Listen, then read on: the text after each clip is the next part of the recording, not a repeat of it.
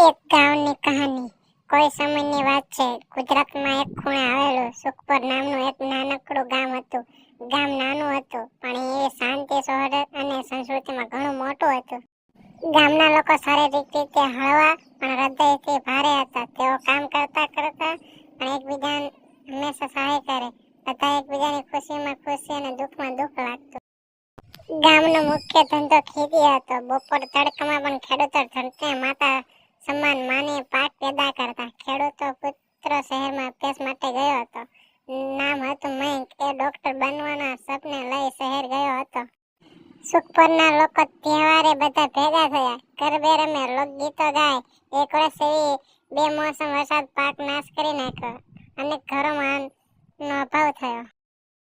મયંક હવે શહેરમાં સફળતા ડોક્ટર બની ચૂક્યો હતો. ગામના દુઃખના સમાચાર સાંભળીને તાત્કાલિક ગામ પાછો ફર્યો. તેને ગામ માટે એક નાનકડું હોસ્પિટલ શરૂ કર્યું અને બીજી બાજુ શહેરના દાતાઓ સાથે સંકલ્પ કરી સૌ માટે અનાજ, દવા અને પાણીનું સંચાલન કર્યું. ગામ ફરી સ્મિતવા લાગ્યું. આજે સુખપર માત્ર એક ગામ નહીં, પણ તે એક પ્રેરણા બની ગયું કે જ્યાં સ્નેહ છે ત્યાં વિકાસ છે. આ કહાનીમાંથી શિક્ષા મળે છે કે વિશ્વાસ, એકતા અને પ્રેમ હોય તો કોઈ પણ દુઃખને હરાવી શકાય છે.